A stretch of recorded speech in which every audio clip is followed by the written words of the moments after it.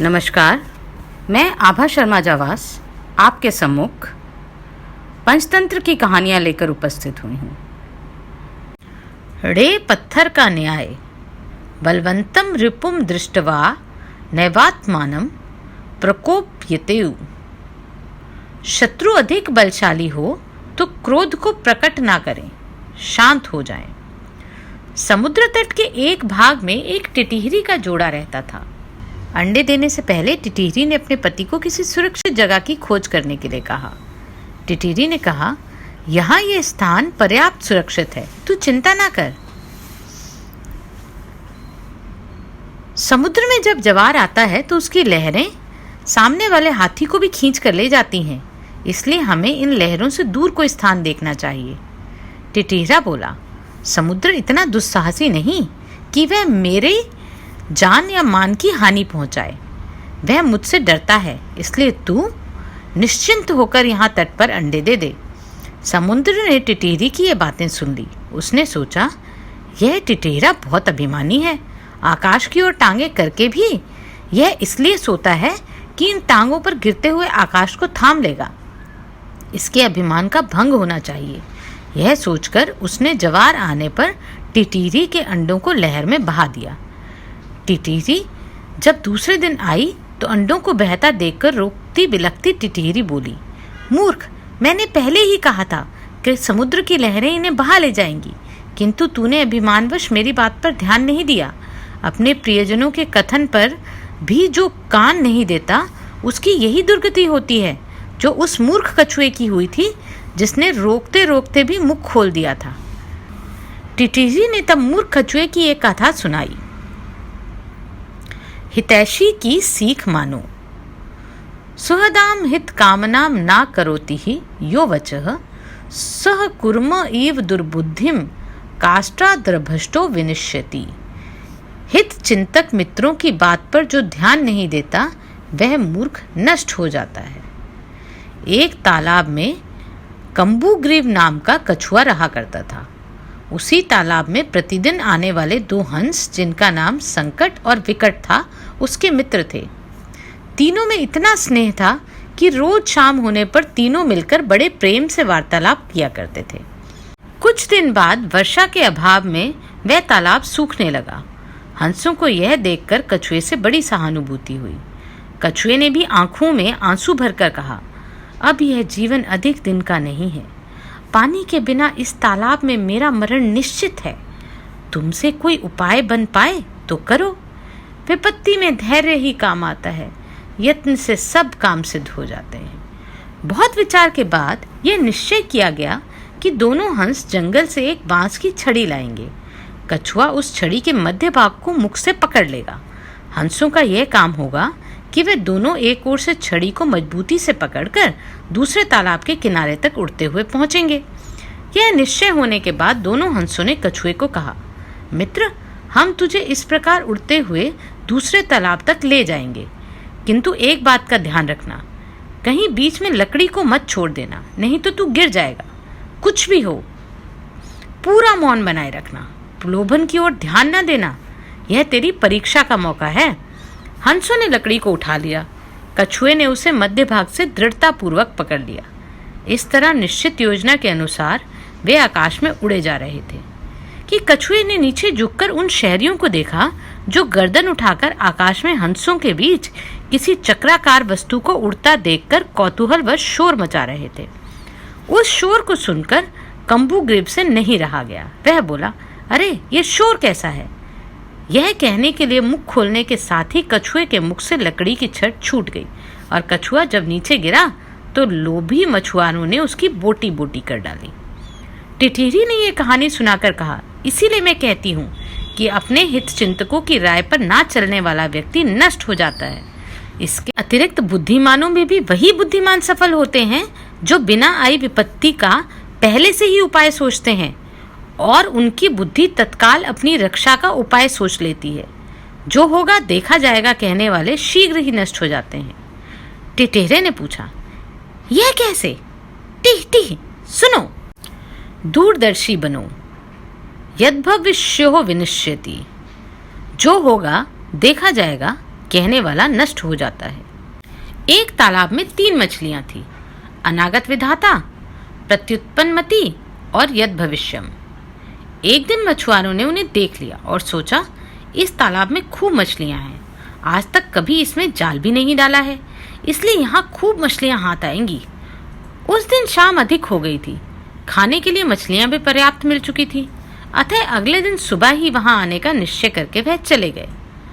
अनागत विधाता नाम की मछली ने उनकी बात सुनकर सब मछलियों को बुलाया और कहा, आपने इन मछुआरों की बात सुन ही ली है, अब रातों रात ही हमें यह तालाब छोड़कर दूसरे तालाब में चले जाना चाहिए, एक क्षण की भी देरी करना उचित नहीं। प्रत्युत्पन्नमति ने भी उसकी बात का समर्थन किया। उसने कहा, परदेश में जाने का डर प्राय सबको नपुंसक बना देता है, अपने ही कुएं का जल पिएंगे, यह कहकर जो लोग जन्म भर खारा पानी पीते हैं वह कायर होते हैं। स्वदेश का ये राग वही गाते हैं जिनकी कोई और गति नहीं होती। उनकी बातों को सुनकर यद भविष्यम नाम की मछली हंस पड़ी। उसने कहा, किसी राह जाती आदमी की वचन मात्र से डर कर हम अपने पूर्वजों के देश को कहीं छोड़ सकते हैं?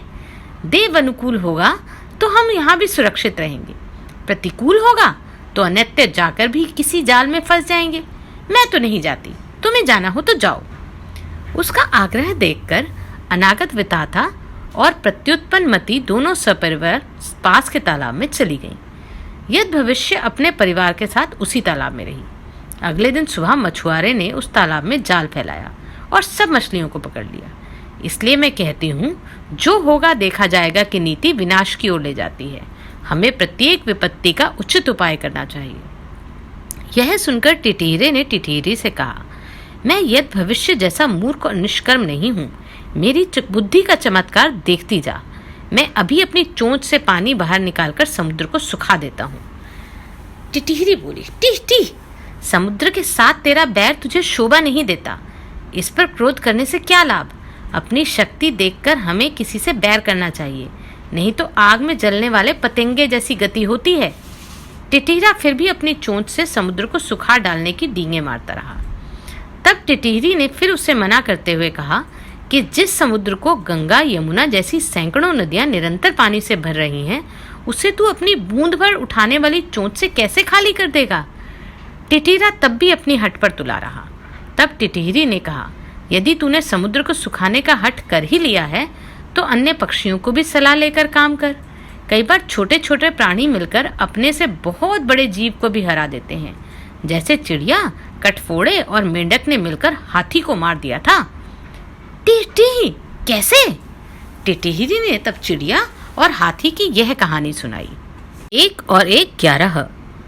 बहुनामप्यसारणाम समवायो ही दुर्जयः। छोटे और निर्बल भी संख्या में बहुत होकर दुर्जय हो जाते हैं। जंगल में वृक्ष की एक शाखा पर चिड़ा चिड़ी का एक जोड़ा रहता था।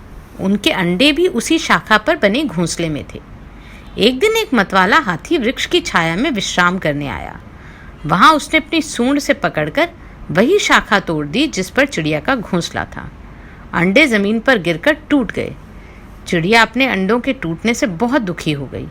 उसका विलाप सुनकर उसका मित्र कटफोड़ा भी वहां आ गया। उसने शोकातुर चिड़ा चिड़ी को धीरज बांधाने का बहुत यत्न किया, किंतु उनका विलाप शांत नहीं हुआ। चिड़िया ने कहा, यदि तू हमारा सच्चा मित्र है तो इस मतवाले हाथी से बदला लेने में हमारी सहायता कर। उसको मारकर ही हमारे मन को शांति मिलेगी। कटफोड़े ने कुछ सोचने के बाद कहा, यह काम हम दोनों का है ही नहीं, इसमें दूसरों से भी सहायता लेनी पड़ेगी। एक मक्खी मेरे मित्र है, उसकी आवाज़ बड़ी सुरीली है, उसे भी बुला लेता हूँ। मक्खी ने भी जब कटफोड़े और चिड़िया की बात सुनी तो वह मतवाले हाथी के मारने में उनका सहयोग करने को तैयार हो गई, किंतु उसने भी यह कहा, यह काम हम तीनों का है ही नहीं, हमें औरों को भी सहायता ले लेनी चाहिए। मेरा मित्र एक मेंढक है, उसे भी बुला लाऊं। तीनों ने जाकर मेघनाद नाम के मेंढक को अपनी दुखभरी कहानी सुनाई। मेंढक उनकी बात सुनकर मतवाले हाथी के विरुद्ध षड्यंत्र में शामिल हो गया। उसने कहा, जो उपाय मैं बतलाता हूँ वैसा ही करो तो हाथी अवश्य मर जाएगा। पहले मक्खी हाथी के कान में वीणा सदृश मीठे स्वर का आलाप करे। हाथी उसे सुनकर इतना मस्त हो गया कि आंखें बंद कर लेगा। कठफोड़ा उसी समय हाथी की आंखों को चोंच चुभा फोड़ देगा। अंधा होकर हाथी जब पानी की खोज में इधर उधर भागेगा तो मैं एक गहरे गड्ढे के किनारे जाकर आवाज करने लगूंगा। मेरी आवाज से वह वहां तालाब होने का अनुमान लगाएगा और उधर ही आएगा। वहां आकर उस गड्ढे को तालाब समझकर उसमें उतर जाएगा। उस गड्ढे से निकलना उसकी शक्ति से बाहर होगा। देर तक भूखा प्यासा रहकर वह वहीं मर जाएगा। अंत में मेंढक की बात मानकर सबने मिलजुल कर हाथी को इसी प्रकार से मार डाला। टिटीरी ने कहा, तभी तो मैं कहती हूँ कि छोटे और निर्बल भी मिलजुल कर बड़े बड़े जानवरों को मार सकते हैं। टीह टीह, अच्छी बात है। मैं भी दूसरे पक्षियों की सहायता से समुद्र को सुखाने का यत्न करूंगा। यह कहकर उसने बगुले, सारस, मोर आदि अनेक पक्षियों को बुलाकर अपनी दुख कथा सुनाई। उन्होंने कहा, हम तो अशक्त हैं, किंतु हमारा मित्र गरुड़ अवश्य इस संबंध में हमारी सहायता कर सकता है। तब सब पक्षी मिलकर गरुड़ के पास गए और जाकर जोर जोर से रोने और चिल्लाने लगे। गरुड़ महाराज, आपके रहते हमारे पक्षी कुल पर समुद्र ने यह अत्याचार किया है। हम इसका बदला चाहते हैं। आज उसने टिटहिरी के अंडे नष्ट किए हैं, कल वह दूसरे पक्षियों के अंडों को बहा ले जाएगा। इस अत्याचार की रोकथाम जरूर होनी चाहिए, अन्यथा संपूर्ण पक्षी कुल नष्ट हो जाएगा। गरुड़ ने पक्षियों का रोना सुनकर उनकी सहायता करने का निश्चय किया। उसी समय उसके पास भगवान विष्णु का दूत आया। उस दूत द्वारा भगवान विष्णु ने उसे सवारी के लिए बुलाया था। गरुड़ ने दूत से क्रोध पूर्वक कहा कि वह विष्णु भगवान को कह दे वह दूसरी सवारी का प्रबंध कर ले। दूत ने गरुड़ के क्रोध का कारण पूछा तो गरुड़ ने समुद्र के अत्याचार की कथा सुनाई। दूत के मुख से गरुड़ के क्रोध की कहानी सुनकर भगवान विष्णु स्वयं गरुड़ के घर पहुंचे। वहां पहुंचने पर गरुड़ ने प्रणाम पूर्वक विनम्र शब्दों में कहा, भगवान, आपके आश्रय का अभिमान करके समुद्र ने मेरे सभी पक्षियों के अंडों का अपहरण कर लिया। इस तरह मुझे भी अपमानित किया। मैं समुद्र से इस अपमान का बदला लेना चाहता हूँ। भगवान विष्णु बोले, गरुड़, तुम्हारा क्रोध युक्तियुक्त है। समुद्र को ऐसा काम नहीं करना चाहिए था। चलो, मैं अभी समुद्र से उन अंडों को वापस दिलाकर टिटहिरी को दे देता हूँ। उसके बाद हमें अमरावती जाना है।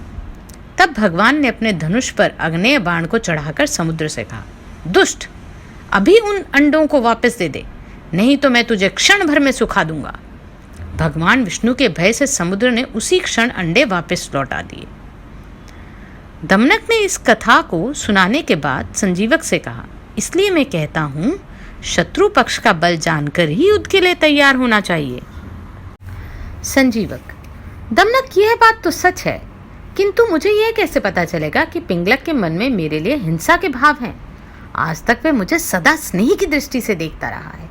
उसकी वक्र दृष्टि का मुझे कोई ज्ञान ही नहीं। मुझे उसके लक्षण बतला दो तो मैं उन्हें जाकर आत्मरक्षा के लिए तैयार हो जाऊंगा। उन्हें जानना बहुत कठिन नहीं है। यदि उसके मन में तुम्हें मारने का पाप होगा तो उसकी लाल आंखें होंगी, भावें चढ़ जाएंगी, होंठों को चाटता हुआ तुम्हारी ओर क्रूर दृष्टि से देखेगा।